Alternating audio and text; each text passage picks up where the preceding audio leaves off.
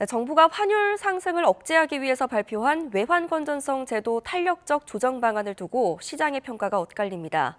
달러 공급을 늘리는 대책인 만큼 환율의 오름폭을 제한하는 완충적인 효과를 기대할 수는 있지만 대외 여건이 개선되지 않는 한 환율 상승 추이를 반전시킬 근본적인 대책이 되기는 힘들 것이란 전망이 함께 나오고 있는데요. 현대경제연구원 주원 연구본부장과 함께 짚어보겠습니다. 어서 오십시오. 네, 안녕하십니까. 네, 먼저 환율 먼저 짚어보겠습니다. 보통 달러 가치가 떨어지면 원화 가치는 올라가서 환율이 내려가야 되는데 요즘은 달러가 약해졌는데도 원달러 환율이 계속해서 급등하고 있거든요. 원인은 뭐라고 보십니까? 이제 달러 가치 얘기를 할 때 우리가 많이 쓰는 지표는 달러 인덱스인데요. 그게 예. 이제 100보다 위에 있으면 달러가 강세고 100보다 아래 있으면 약세인데 지금 한 98 정도 와 있죠. 그래서 달러가 약세라고 우리가 이제 생각을 할 수가 있는데 이 달러 인덱스라는 게 산출 방식이요. 그러니까 유로화나 영국 파운드화나 엔화 한 6개 글로벌 통화를 가중 평균해서 이제 인덱스를 만드는데 예. 이게 좀 왜곡이 돼 있습니다. 그러니까 무슨 얘기냐면 유로화의 가중치가 한 57% 정도. 그러니까 유로화가 절대적이거든요. 근데 유로화와 달러화 자체의 어떤 환율을 보면 1년 전 대비 유로화가 8% 달러화에 대해서 강세입니다. 엔화는 약세고요. 그렇다면 이제 유로화 강세 때문에 달러 인덱스가 마치 달러화가 글로벌리 보면은 상당히 가치가 떨어진 걸로 되어 있지만 실제로는 유로화를 빼고 유럽 지역의 통화를 빼고 계산해 보면 달러화는 강세인 겁니다. 네. 그럼 사실 지금 원달러 환율이 올라가는 게 달러화 강세라는 그 지금 제가 말씀드린 것과 일치해요.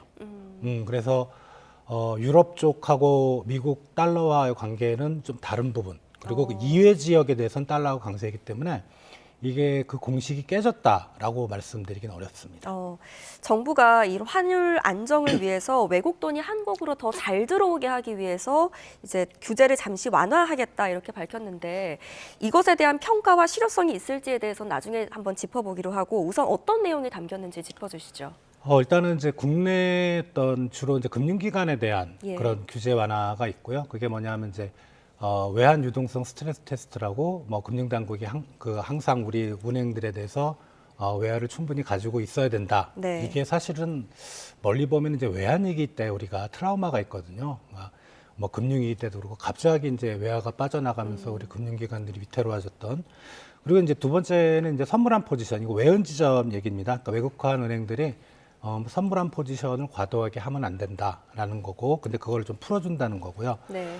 그리고 이제 원화 용도의 외화 대출, 바깥에서 외화 빌려오는 거, 그거를 좀 풀어준다. 이게 아무튼 뭐 이런 여러 가지 요인들로 보면 외국으로부터 달러화가 우리나라에 좀 많이 유입될 수 있도록 한다는 거지. 예. 반드시 이것 때문에 달러화가 유입된다는 보장은 없지만 그래도 우리 시장의 좀 개방성이라든가 이런 걸 좀 높인다는 측면에서는 의의는 있다고 생각이 됩니다. 네. 취지는 좋아 보이는데 왜 엇갈린 평가들이 나오는 건가요?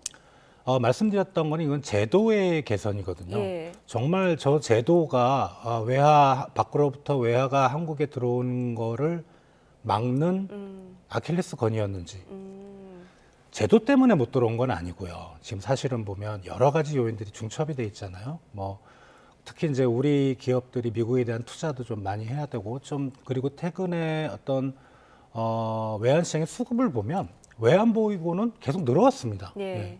달마다 한 10에서 20억 달러, 연간으로 보면 뭐 100억에서 200억 달러씩 늘고 있거든요. 그러니까 수급 요인은 아니죠. 왜냐하면 수급이 문제가 있었다면 외환 보유고에 문제가 생겼어야 되는데 그건 분명히 아니라는 거죠. 예.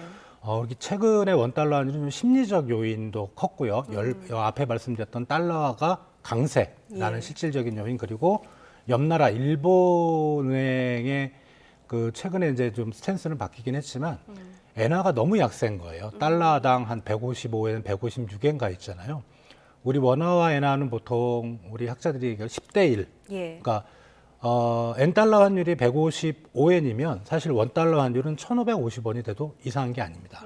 그러니까 엔화와 원화의 동조화 이런 것들이 복합적으로 작용된 거라 단순히 수급 요인은 아니지만 그래도 정부가 지금 내놨던 대책들은 어떻게 보면 시장의 심리를 그동안의 좀 불안 심리를 가라앉히는 그런 효과는 충분하다고 생각이 됩니다. 네. 그러면은 실제로 그 환율 안정까지 가기에는 제한적일 수도 있다, 효과가 제한적일 수도 있다. 이런 왜냐하면 이제 말씀이시죠? 그동안에 환율이 불안하니까 정부가 예. 뭐 한 달 전, 몇 달 전에도 이제 그런 뭐 대책을 내놨었잖아요. 살짝 환율이 안정돼 또 다시 올라가더라고요. 결국은 시스템의 문제는 아니었던 거예요. 지금 환율 외환 시장의 불안은. 그래서 뭐 이번 대책들이 전혀 쓸모없는 건 아니지만 좀 더 근본적인 어떤 외환 시장의 어떤 안정할 수 있는 이벤트들, 예를 들어 뭐 미국 연준 의장이 상당히 좀 비둘기파적인 사람이 들어온다든가, 네. 일본 은행이 금리를 빨리 올려준다든가, 이런 외부적인 요건이 좀 동반돼야만 환율이 좀 안정이 될 수 있다 생각이 됩니다. 네. 또 최근에 대통령실이 삼성, SK, 현대차 같은 수출 대기업 경영진을 불러서 외환시장 관련 회의를 열었는데 이걸 두고 사실상 정부가 대기업들에게 환율 방어에 협조해달라 이런 메시지를 요청한 거 아니냐 이런 해석이 나오는데 어떻게 보십니까? 분위기를 보면은 협조를 요청한 것 같은데, 근데 뭐 이렇게 보도된 내용 보면은 협조해달라는 것보다는 점검이었죠. 우리가 네. 보통 이제 정부가 그런 걸 잘하거든요. 문제가 있을 때는 이제 관련된 경제 주체를 불러놓고 뭐 예를 들어 뭐 환해지는 제대로 하고 있니, 뭐 선물한 포지션은 어떻게 되고, 뭐 외화는 어떻게, 외화 국내 원화 간의 어떤 조달 비용이라든가 이런 거는 어떻게 잡고 있니라는 걸 한번 점검하는 차원이지. 아마 그 회의에서 대놓고 밖에 외화 싸다 놓지 말고 한국으로 들여와라 이렇게는 얘기는 안 했을 것 같아요. 네. 왜냐하면 이 언급되는 기업들을 보면 사실 미국에 대한 투자가 엄청나게 지금 대규모로 가야 되고, 그러면 여기 왔다 갔다 거리면 수수료, 환전 수수료도 크잖아요. 그렇죠. 금액이 크니까. 그래서 예. 그런 부분에 생각하면 지금 만약에 그 가지고 있는 돈을 전부 한국에 들여오면 나중에 미국으로 투자할 때는 또 외환시장이 또 출렁거리거든요. 그래서 아마 뭐 그 내용을 제가 정확히는 모르겠으나 분위기는 협조였고, 그래도 좀 대기업들한테 이런 액션을 보여준다는 거, 그게 언론을 통해서 외환시장에 알려진다는 거, 그건 아무래도 환율 안정에 좀 도움이 되지 않았을까 싶습니다. 네. 자, 그리고 한편 환율 상승의 원인으로 꼽혔던 서학개미 움직임에 대해서는 금융당국이 제동에 나섰습니다. 증권사들이 해외 투자 신규 마케팅 중단했는데 이런 조치가 실제 환율 안정에 도움이 될까요? 아니요. 서학개미들이 간 게 뭐 증권사들이 이제 보통 해외 투자를 처음 시작하는 분들한테 뭔가 인센티브를 주잖아요. 뭐 상품권도 주고, 예. 뭐 수수료도 면제해주고. 근데 과연 서학개미들이 그것 때문에 해외 투자를 했었을까요? 그건 아니죠.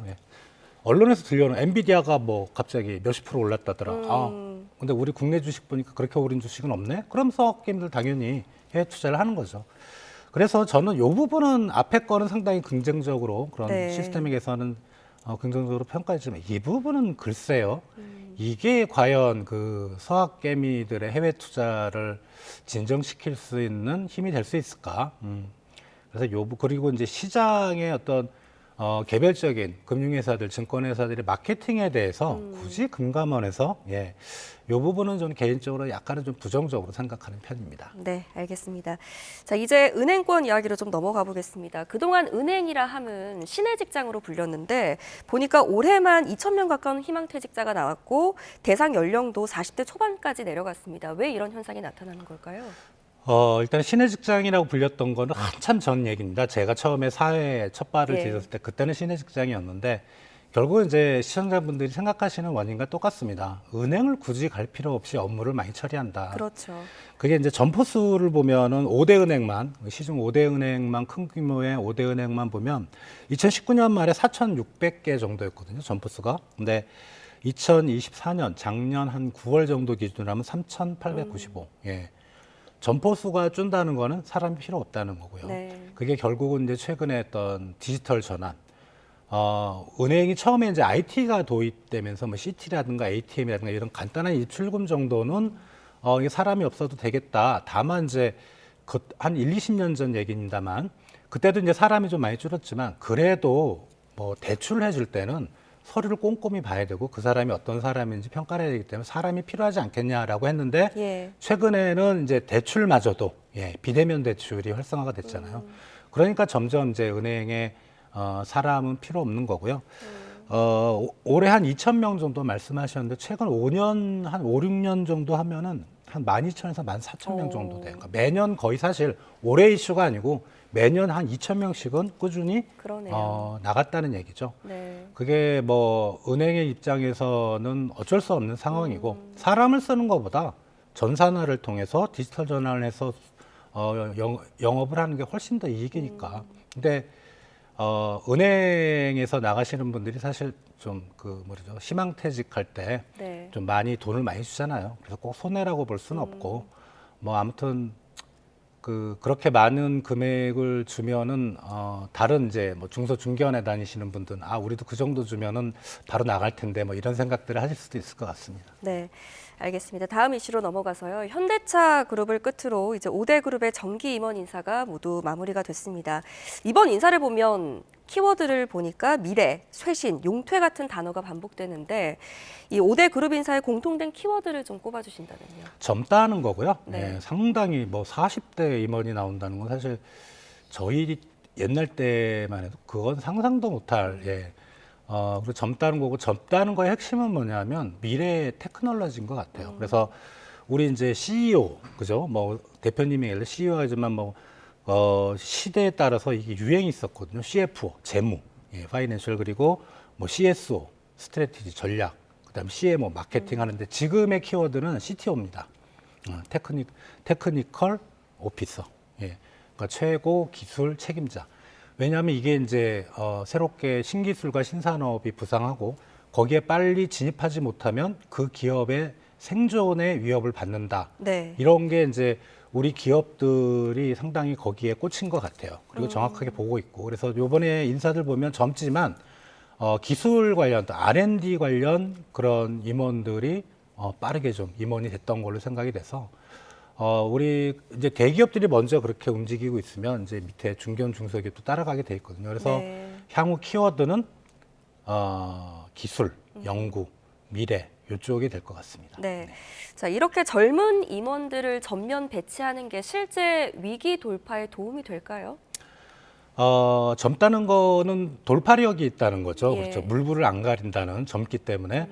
그래서 그 부분에서는 상당한 강점이 있는데 사실 위기라든가 새로운 시장을 돌파할 때는 나이 드신 분들의 경험도 많이 필요합니다. 그렇죠. 산전수전 다 숙련도가. 겪었던. 예. 그래서 어느 쪽이 옳다고는 제가 말씀을 못 드리겠으나 좀 양쪽의 어떤 적절한 비율, 그 기업의 특성에 맞는 그런 적절한 비율을 선택해서 그거는 뭐 개별 기업들이 알아서 해야 될 그런 문제라고 생각이 됩니다. 네, 세대 교체 자체보다는 어떻게 조화를 이루는지가 더 중요할 것 같습니다.